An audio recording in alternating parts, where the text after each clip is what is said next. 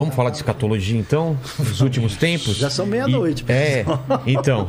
Ou isso vai abrir uma ponte muito alta? Depende do que a gente vai falar. Não, é mais em relação a Jesus mesmo, dessa segunda volta e desse arrebatamento, tribulação e tudo mais. Olha, o que todo mundo concorda é relativamente simples, tá? O que todo mundo concorda em termos, vamos lá, vai. O que as grandes tradições concordam e as versões oficiais concordam, porque todo mundo é muita gente. Então, se você pergunta na esquina, vai ter gente... Não é só na esquina, não. Na esquina é modo de dizer. Na esquina é modo de dizer. Né? Os donos das grandes narrativas, oriundos da teologia europeia do século XVI, têm esse costume de menosprezar uma teologia latino-americana, que é a nossa teologia. Aí eles chamam de esquina e tal, mas não é só isso. Foi a isso que eu me referi nunca. Brincadeira. Mas não foi nunca. Você acha que eu tô falando do René Padilha? Não. Não, o René Padilha é só um deles. Né? Não, mas é uma boa epítome. Agora... Ó, epítome, pô. Epítome, mais uma aí isso aí quebra. Aí me quebra. Mas assim...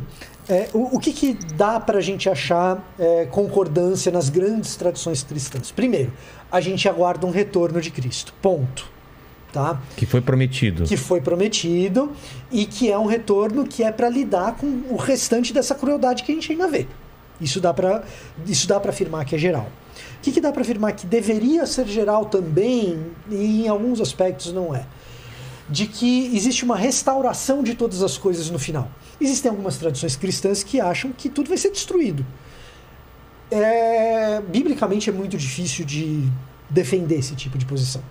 Tá? Mas existe gente que pensa dessa maneira. Quando isso acontece e como acontece, aí é que você tem um carnaval. Aí é que você tem um festival de discussões. Tá? Se isso acontece com um arrebatamento, depois a chegada de um anticristo e depois um milênio de paz, uma vertente vai dizer isso. Se esse milênio não é literal, que particularmente é a minha posição, se esse milênio não é literal, uma boa parte do que a gente enxerga no livro de Apocalipse deveria, na verdade, ser lido como metafórico à luz do que acontecia nos textos de outros povos da época, ou mesmo nos textos apocalípticos judaicos da época, isso é uma outra vertente. Vai ter gente que vai pegar um meio termo entre essas duas coisas.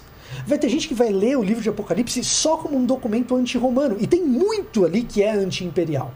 Né? Agora, o que todo mundo concorda? Todo mundo concorda o seguinte: não, Jesus volta e ele lida com essas questões da crueldade para estabelecer um novo reino, um novo céu, uma nova terra, uma nova Jerusalém, na qual todo esse sofrimento que a gente está, inclusive os que você apontou, terão as suas próprias lágrimas enxugadas por Jesus, que habita conosco. Isso é algo que dá para afirmar que a concordância...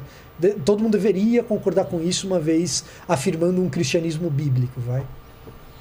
A dificuldade de lidar com os textos do Apocalipse é que, por definição, eles são mais difíceis. Porque são enigmáticos. Né? São simbólicos, né? E muitos dos livros semelhantes, muitas vezes, vinham com a chave da interpretação no próprio livro. O Apocalipse de João não Como vem. Assim?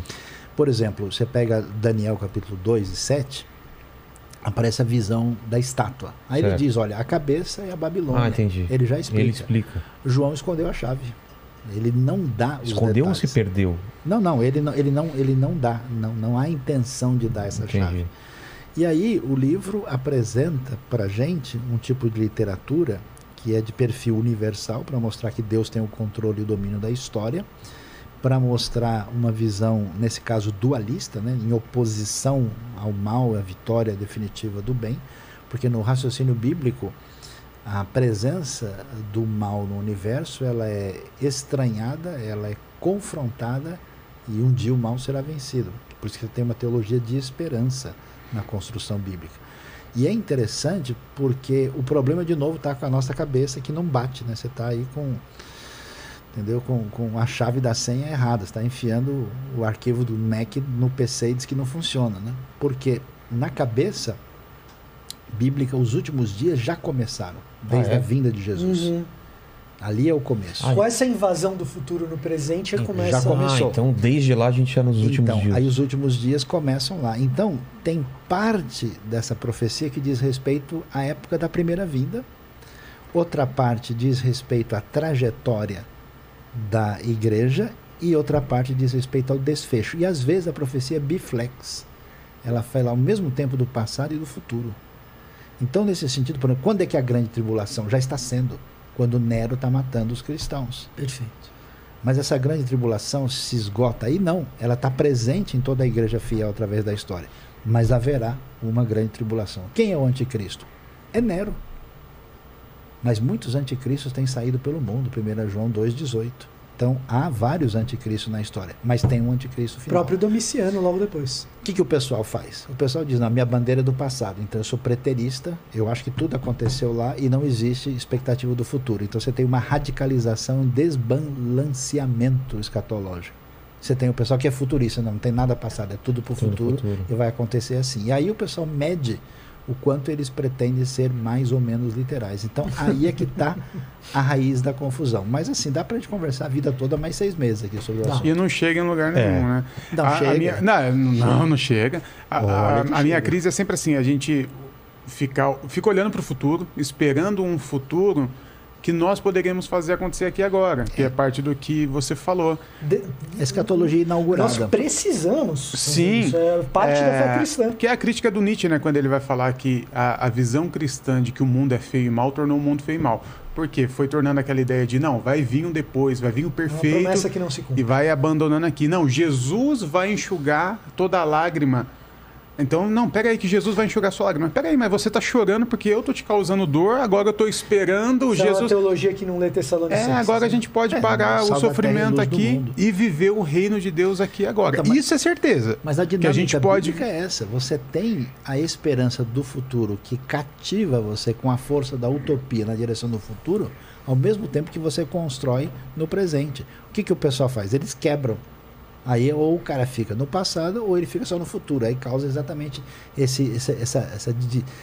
o fim da tensão entre o já e o ainda não, né? O reino já começou e ainda vai chegar. Então quando você quebra esse elemento vital, aí bagunça. Dá confusão.